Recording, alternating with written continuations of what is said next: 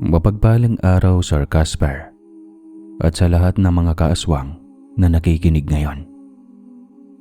Itago niyo na lang ako sa pangalang Gabing. Palayaw po iyon ng Gabriel na pangalan ko. Nakatira dito sa parte ng Davao Oriental. May katagalan na akong nakikinig dito sa channel mo. At kasama ko palagi si Mrs.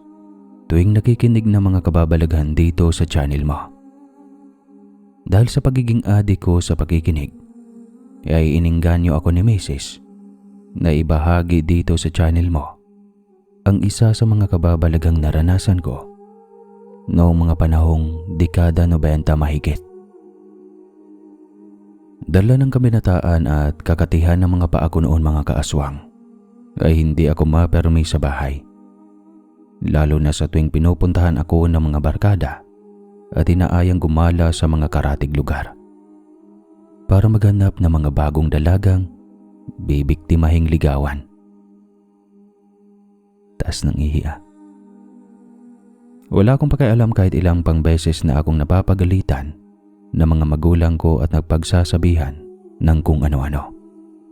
May mga pagkakataon kasing inaabot na ako ng madaling araw sa galaan bago nakakauwi ng bahay, Sir Casper.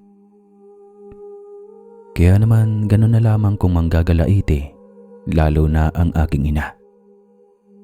Lalo na noong may napabalitang may kulto raw ang bumababa ng bundok at nangangatok sa liblib na lugar para manghingi ng pagkain. May sabi-sabi pa, sa oras na may makasalubong ang mga kulto, mapabata man o matanda, ay kinukuha nila ito. Minsan daw ay tinatanggalan ng lamang loob para ialay sa sinasambang demonyo. May ilang bangkay na rin daw ng tao ang nakita sa iilang karatig na liblib na daan. Wakwak daw ang tiyan at wala ng lamang loob. May mga kalmot rin sa iba't ibang parte ng katawan.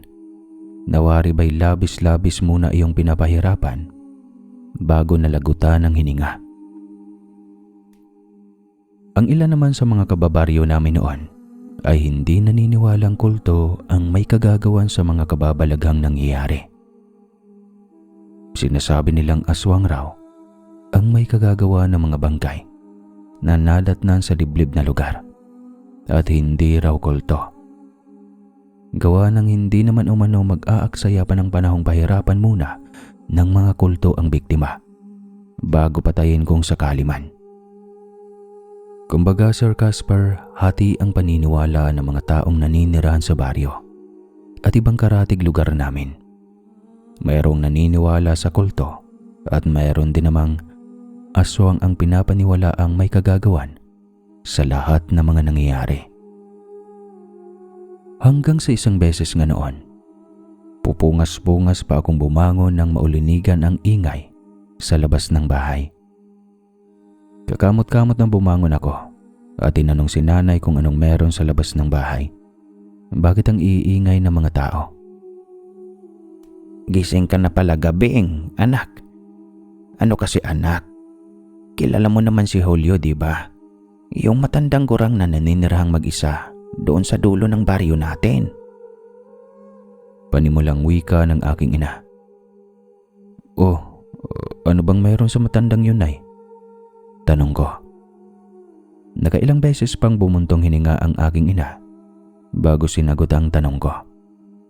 Sa totoo lang, Sir Casper, nagulat ako nang sabihin sa akin ni nanay na wala na raw ang matanda. Nadatnan na lang raw ang kaawa-awa nitong bangkay.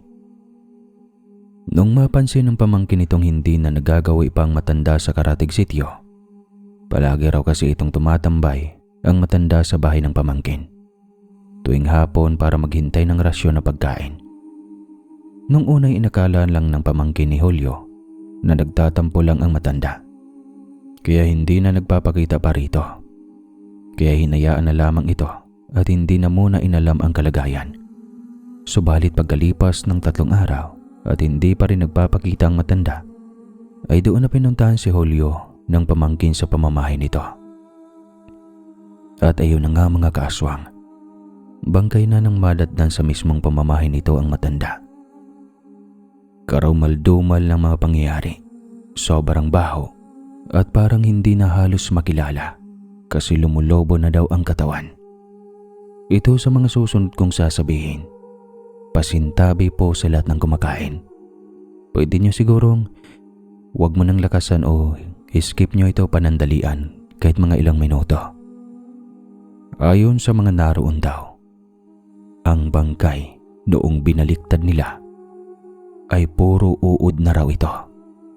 Tapos parang may katas na tumatagas na sobrang baho.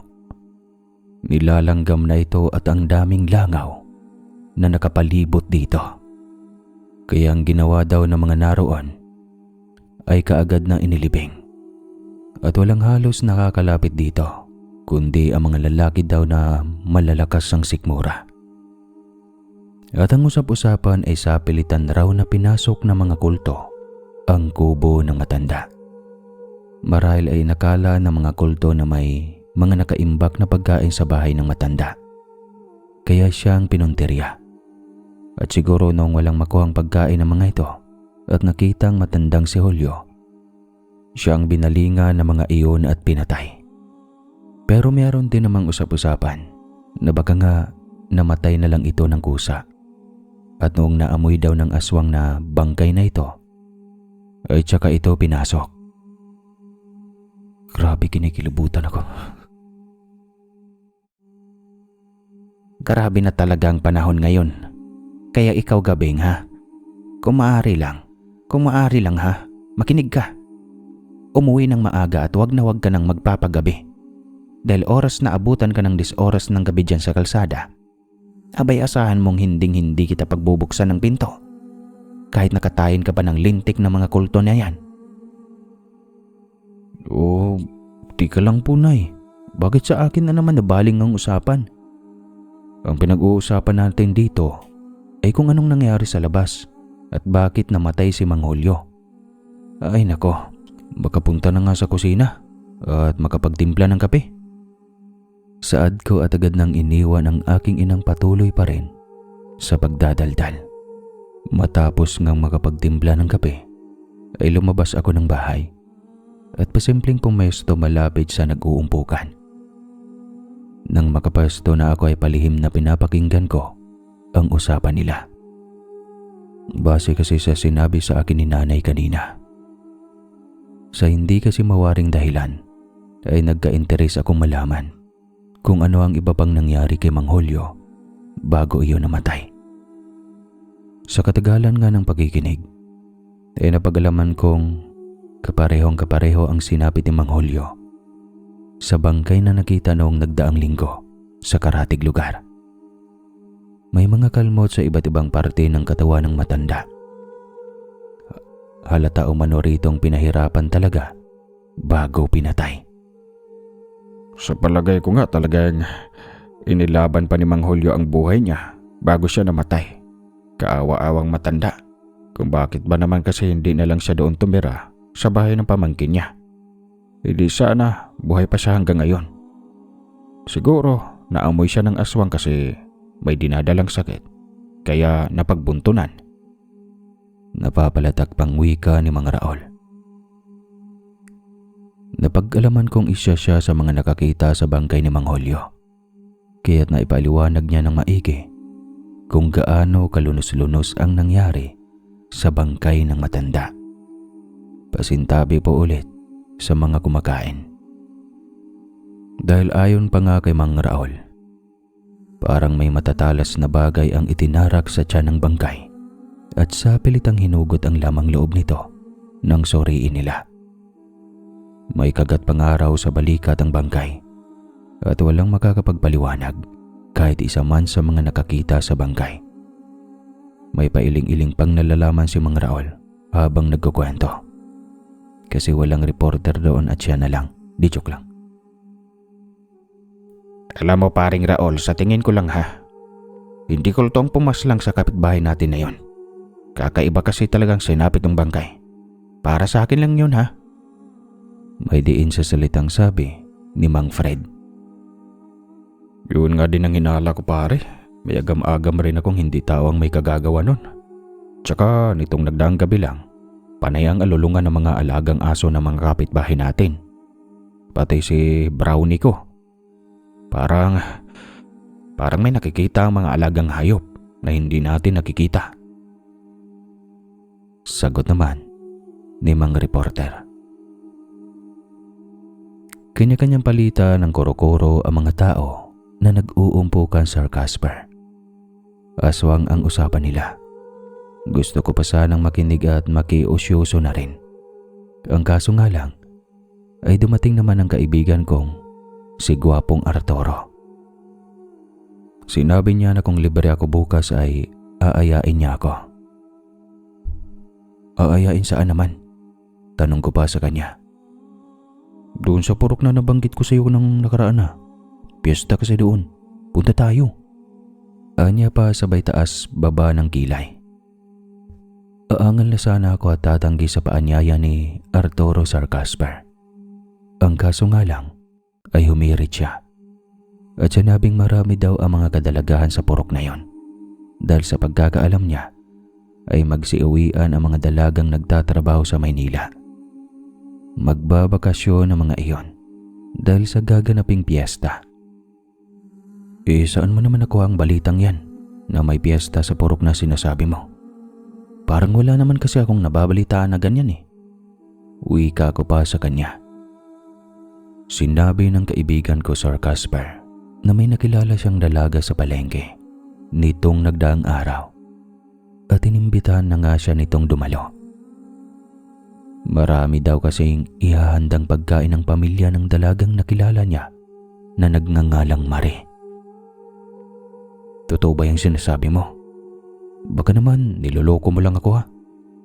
Turan ko kay Arturo sa pag-aakalang gino-good time niya lang ako. Sira ka ba? Magpapakapagod ba akong pumunta dito kung hindi totoo ang sinasabi ko?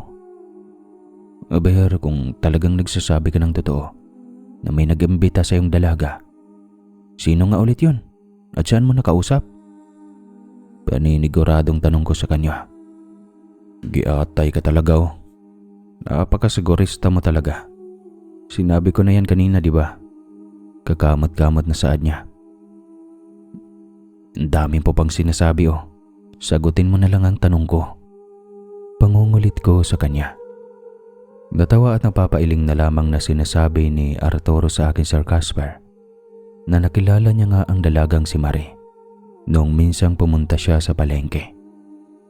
Nakita niya ang dalagang nahihirapang bitbitin ang mga pinamili. Kaya nagpresenta na siyang ihatid ito sa sakayan. At nang matapos ng ihatid sa paradahan ng tricycle, ay nagpasalamat sa kanya ang dalaga. Nag-usap sila sandali bago umalis si Marie at inanyayahan na nga siyang pumunta sa purok kung saan nakatira ang dalaga. Dahil sa may gaganaping piyesta, sinabi niya rin kung gaano kaganda at kaakit-akit ang dalaga. Kaya't hindi pwedeng hindi kami dumalo sa paanyaya nito.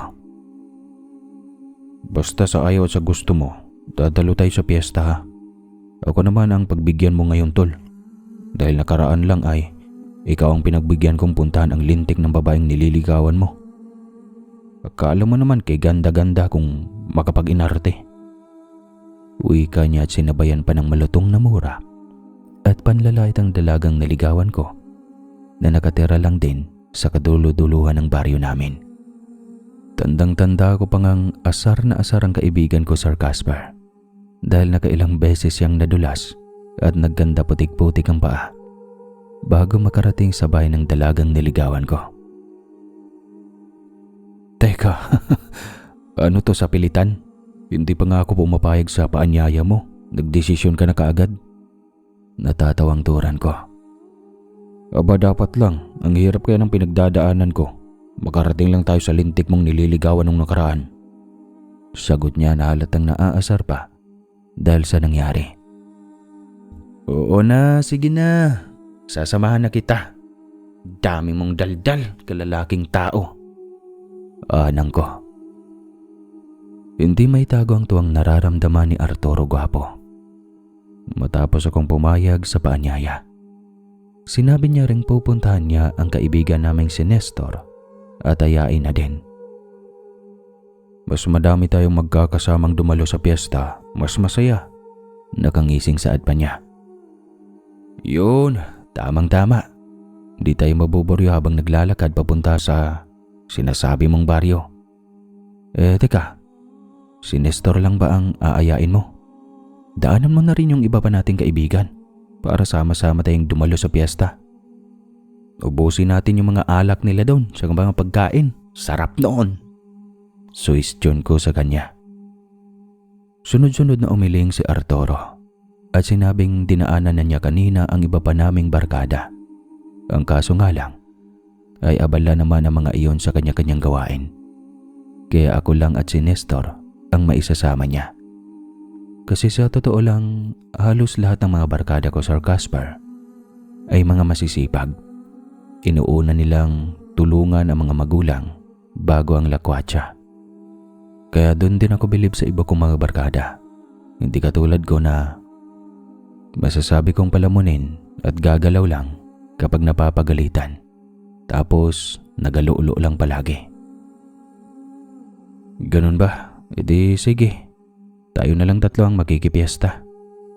Wika ko. Siya sige. Magkita-kita na lang tayo dito sa araw ng Huwebes doon sa bunga ng baryo.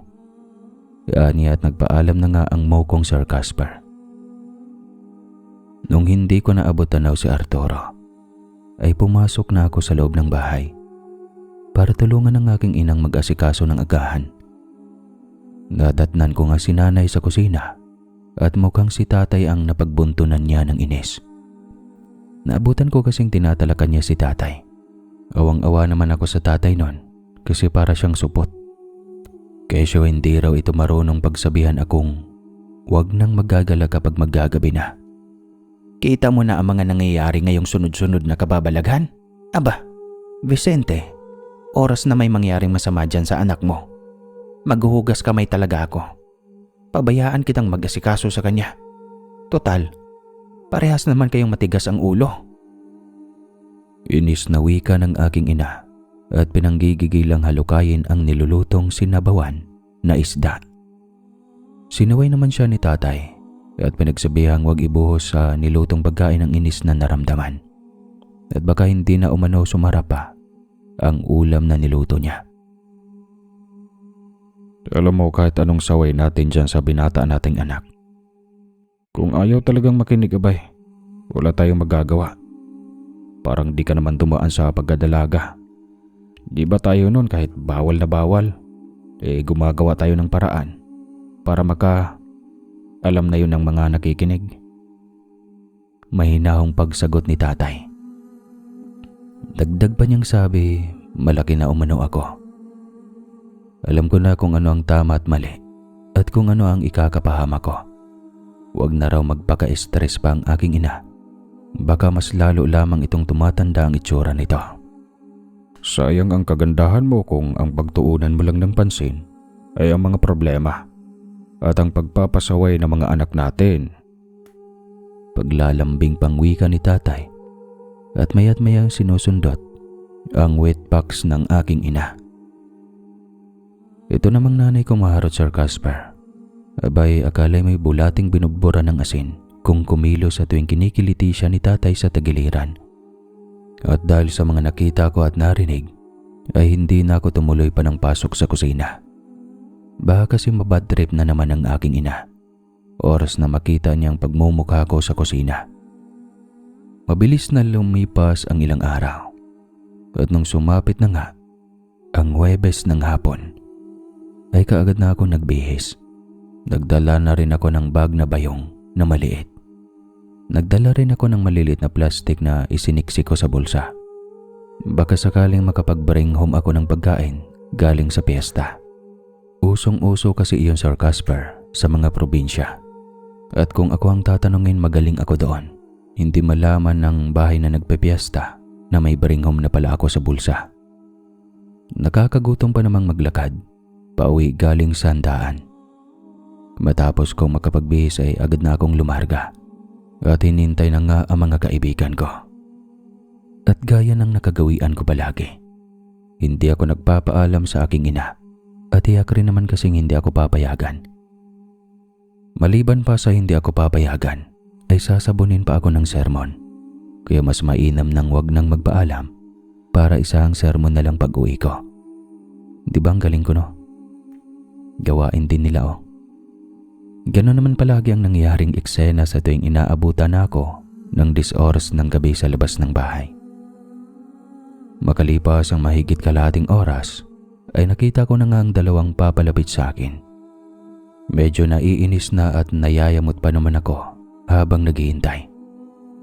Gawa ng ang tagal-tagal nilang sumipot sa usapan. Daig ba ang mga kababaihan kung magsikilos? Grabe, ang tagal nyo naman. Kanina pa ako naghihintay dito. Buti na lang talaga hindi ako nakita ni tatay nung dumaan siya. Kundi paniguradong hindi ako makakasama sa inyo. Natatawang wika ko na lang at napapagkamot sa ulo. Pasensya ka na tol, ito kasing si Nestor. Ang bagal kasing kumilos. Kanina pa nga rin ako naghihintay sa kanya doon sa labas ng bahay nila. Kulang na lang, papakin ako ng lamok sa tagal niya. Pangangatuwirang wika ni Arturo sa akin. Nagpaliwanag naman si Nestor kung bakit natagalan siya. Aniya, marami pa umanong ipinapagawa sa kanya ang kanyang ina bago siya nito papayagang gumala. Nung unang araw ay ayaw pa siyang payagang sumama. Tinanong ko si Nestor kung bakit kamuntikan na siyang ayaw payagan. Gayong noon naman kapag sinasabing makikipiesta kami o kaya ay gagala sa ibang baryo, agad-agad namang pumapayag ang kanyang ina. Ewan ko ba kay nanay, ang sabi niya kasi sa akin kanina, delikado daw ang baryo na pupuntahan natin. Marami raw mga kababalagan nang nangyayari sa purok na iyon. Sagot niya na halatang hindi naniniwala sa sinasabi ng kanyang ina. Naku, ang mga matatanda nga naman talaga, oh. Masyadong malikot ang isipan.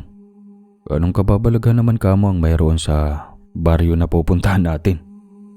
Natatawang saad pa ni Arthur. Sus, hindi ka na nasanay. Alam mo namang liblib na lugar tong kinalakihan natin. Kaya napakalikot talaga ng isipan ng mga matatanda. Ang mabuti pa'y umalis na tayo at baka makita pa ako ni tatay dito. Aya ko sa kanila. Sumagi kasi sa isipan kong baka biglang bumalik si tatay at matsyempohan ako. Mayari na. Pasado 5:00 mahigit na ng hapon ng mga oras na yon. Kaya naman nagmamadali na kaming naglakad. Dahil may madadaanan ba kaming liblib na lugar at walang kabahayan. Iyon raw kasi ang itinurong daan ng dalaga kay Arturo. Noong mga panahong iyon kasi Sir Casper, ay kakaunti pa lamang ang mga naninirahan sa lugar namin. Kaya marami pa ang kalupaang walang bahay at pawang mga talahiban at naglalakihang puno lamang ang nakatayo. Kaya nauso noon ang mga kulto-kulto rin. Dahil kakaunti pa lang ang mga taong naninirahan. Kumbaga, hirap man sa pera ang mga tao sa baryo, sagana naman sa pagkain. Kailangan lang talagang magsipag para makakain ng 3 beses sa isang araw. So ayun na nga, nagmamadali na kaming naglakad patungo sa purok o baryo na may gaganaping piyesta. Teka, may dala ba kayong pang-ilaw? Tanong sa amin ni Arturo nang mapansing unti-unti nang nilalamon ng dilim ang paligid. Tumango ako at sinabing nasa bitbit kong maliit na bag ang dala kong boteng may lamang gas, yung tukalong, at may nakasalampak na bunot ng niyog. Mas maliwanag kasi iyon at hindi basta-basta namamatay kapag may malakas na hangin. Itutuwad mo lang siya at lalo iyong lalakas. Nung tanongin ni Arturo si Nestor kung may dala ba itong gagamitin pang ilaw, tumangaw si Nestor at sinabing may dala rin siya. Alam niya raw kasi yung 10 oras na ng gabi kami makakauwi. Ikaw ba? May dala ka ba? Balik pang tanong ko sa kanya. Wala akong dala eh. Pasyensya na. Nakalimutan ko pala kanina. Sagot ni Arturo. Napapailing na lamang ako at hindi ko alam kung matatawa ba ako o hindi. Papaano ba naman kasi? Kung sino pa yung malakas ang loob na mag-aya, siya pa pala ang walang bitbit na kahit na anong gamit na pwede naming gamitin mamaya pag-uwi. Nung nasa liblib na nga kami, ay sobrang napakatahimik ng buong paligid. At tanging mga hunin ng kuliglig lamang ang mga naririnig namin. May mga panakanakang lamok na rin ang nangangagat dahil mamamasa-masa pa ang mga dahong nadadaanan namin. Malapit lang kasi iyon sa tabing ilog, kaya marami talagang mga lamok na tinatawag sa aming tagnok, Sir Casper. Ano'y tagnok? Bilisan na nating maglakad mga pre para makarating na tayo kaagad sa baryo na iyon. Kanina pa ako nakaramdam ng gutom eh. Reklamong wika ni Nestor. Aba, kung sana hindi ka nagbabagal-bagal kanina, edi sana nandun na tayo sa pupuntahan nating baryo. At malamang sa malamang, ay nilalantakan na natin ang mga masasarap na pagkain. Ay, nako. Sagot ko sa kanya. Ayun na nga eh, kanina pa ako naiinis. Kung sana hindi ako inutusan ng inutusan ni nanay, maaga sana tayong nakakaalis. At ngayon tiyak na kumakain na tayo. Wika ni Nestor. Sa paglipas nga ng mga sandali, ay tuluyan na naming narating ang bungad ng baryo. Napalatak pa nga ako at hindi napigilan ang sariling mamangha, Sir Casper. Sa kadahilan ng hindi ko lubos akalain na napakaganda pala ng purok na napupuntahan namin. Grabe. May nakatagong baryo pala rito. Ngayon lang ako nakapunta dito.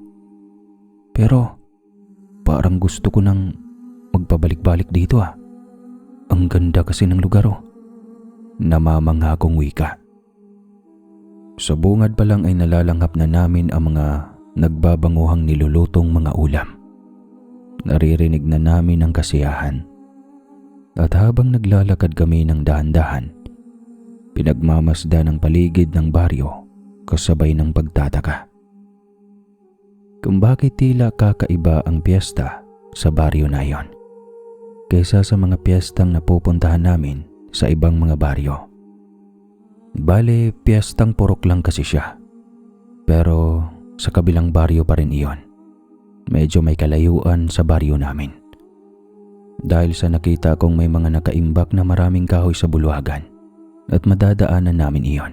Pero ang mas ipinagtataka ko pa at ikinabahala mga kaaswang ay noong matanaw ko ang tatlong nakatali sa di kalayuan sa nakaimbak na kahoy. Habang ang iila naman ay nagkakasiyahan at ngiting-ngiti habang pinapaapoy ang nakatambak na kahoy. Nakita ko rin sa bawat gilid ng nakatambak na apoy ay may poste at may kahoy ring nakatali sa magkabilaan. Agaran pang pumasok sa isipan ko na mga oras na yon na baka grupo ng mga kulto ang naninirahan sa purok na yon. Hindi kaya sila ang kulto na napapabalitang pumapatay ng mga tao. Nagsimula akong kabahan noon, Sir Casper. Hindi ko alam kung ano ang gagawin ko. Kung tutuloy ba kami sa paglalakad o hindi. Mabuti na lamang din ng mga sandaling iyon ay wala pang nakakapansin sa amin. Kaagad naman kaming pinakubli ni Nestor sa malilim na parte ng malaking kahoy sa gilid ng daanan. Tinanong ko pa ito kung bakit niya pinagkubli kami nito. Gayong wala naman kaming ginagawang masama.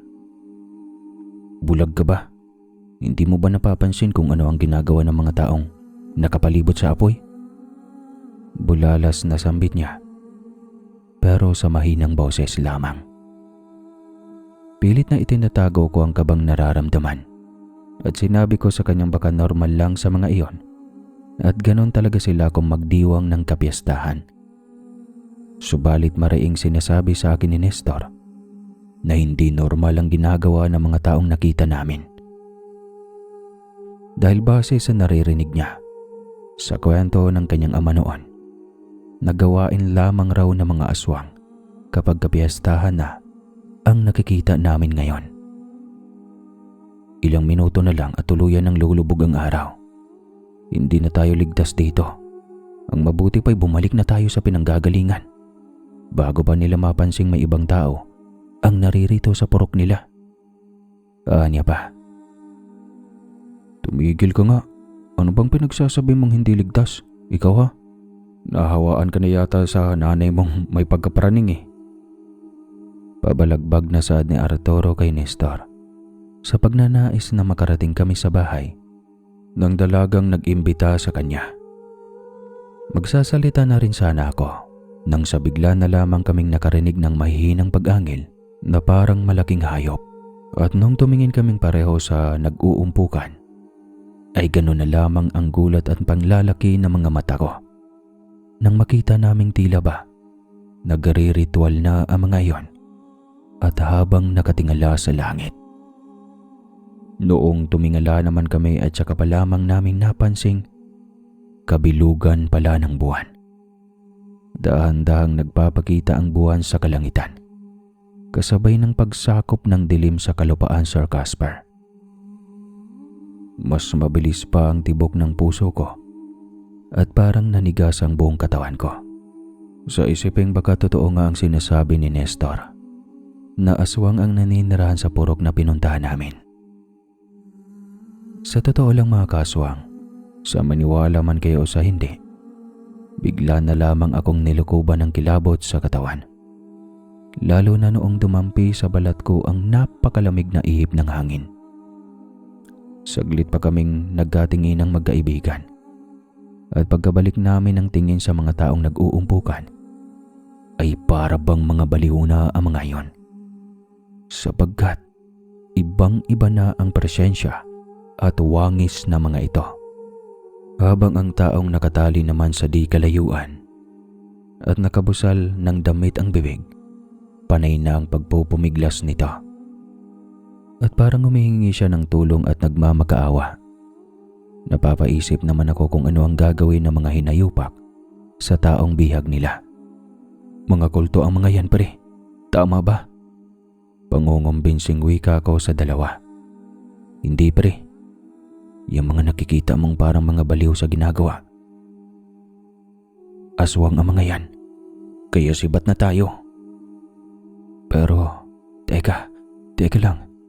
Papaano yung lalaking nakatali doon? Turo ko pa sa mga kaibigan ko. Sinabi naman ni Nestor sa akin na hindi na namin maililigtas ang lalaki. Dahil iyon na raw ang magiging alay ng mga aswang at maging handa sa kanilang piyesta. Puwera na lang umano kung voluntaryo akong pumalit na ialay para makaligtas ang lalaking biktima. Sira ulo, hindi ako nakikipagbiruan. Wika ko sa seryosong boses. Gawa ng hindi ko na alam kung bakit nakaramdam ako ng awa sa lalaking pilit na nagsusumigaw at umiiyak na habang nagmamakaawa.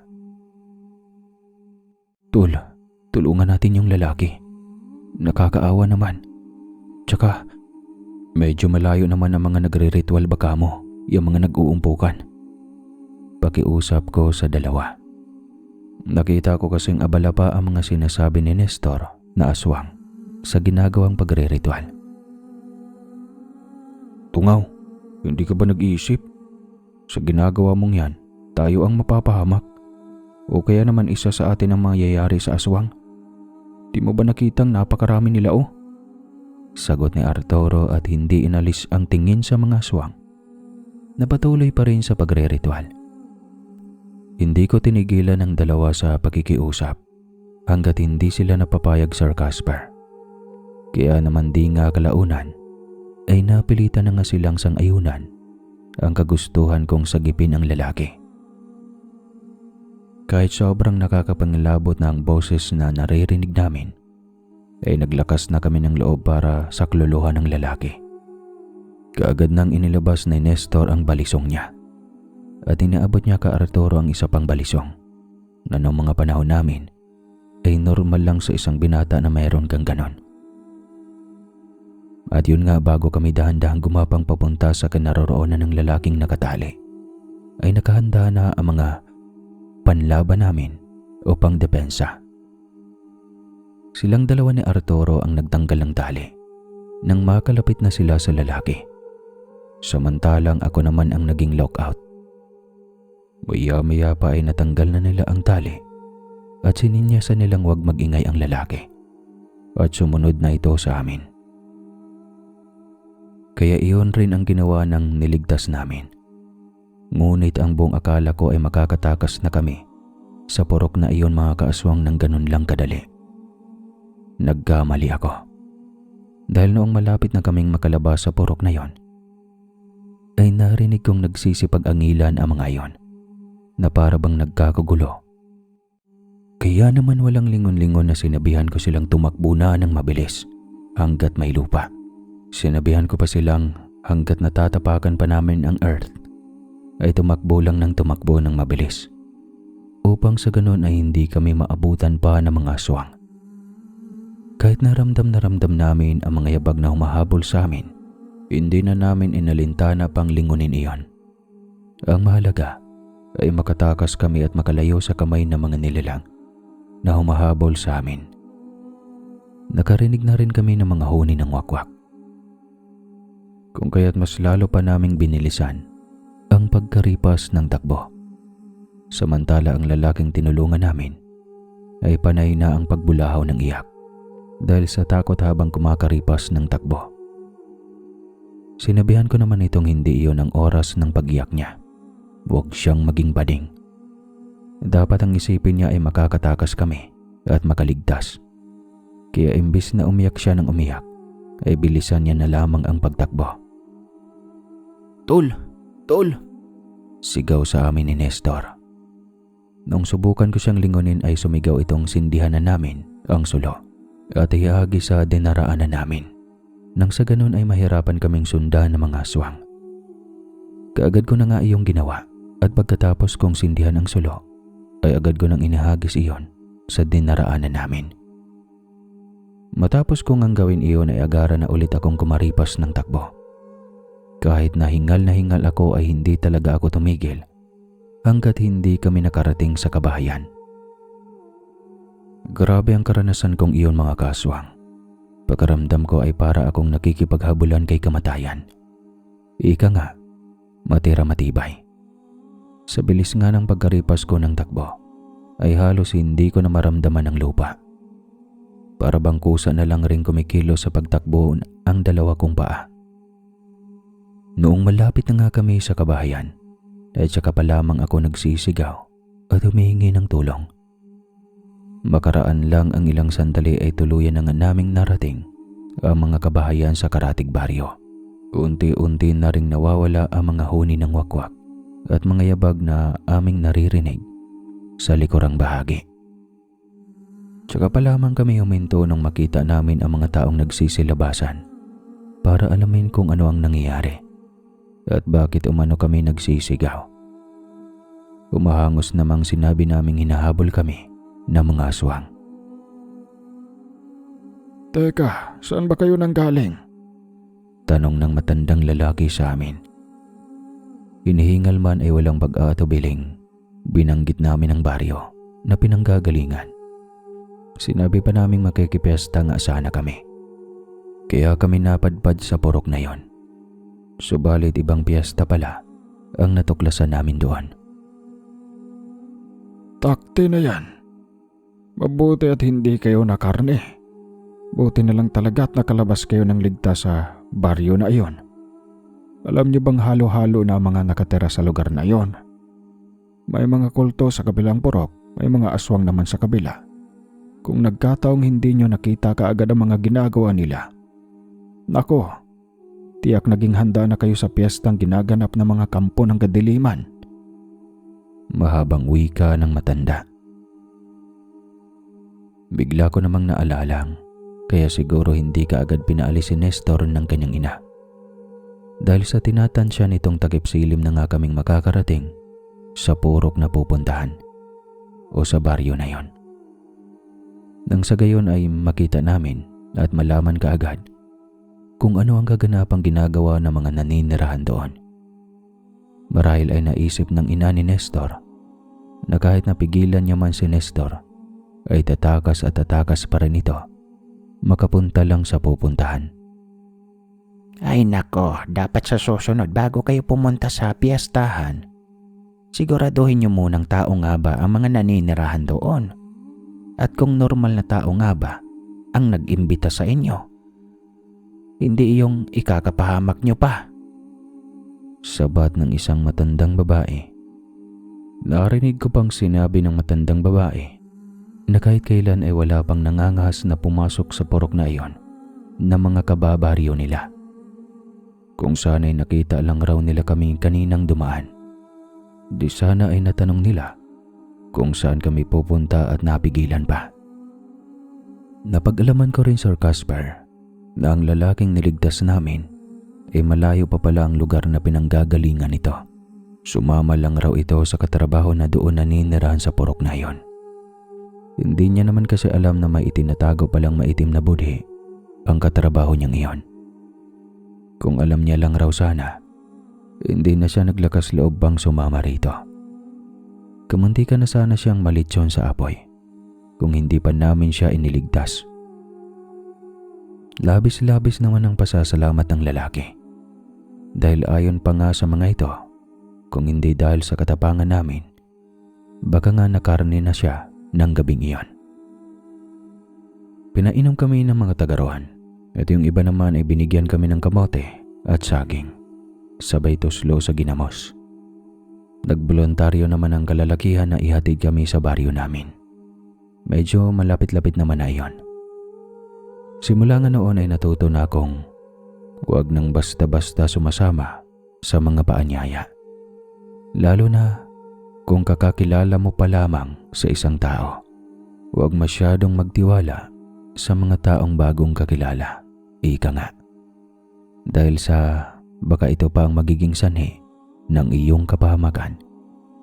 Imbis na piyesta at kainan ang pupuntahan nyo, ikaw palang pagpiyepestahan at kakainin pati ang singit mo na maputi. Hanggang dito na lang po ang aking kwento, Sir Casper. Maraming salamat sa lahat ng nakikinig at tumapos sa kwentong ito. Muli po, ako po si Gabriel o Gabing ng Davao Oriental. Huwag kalimutan magpandesal.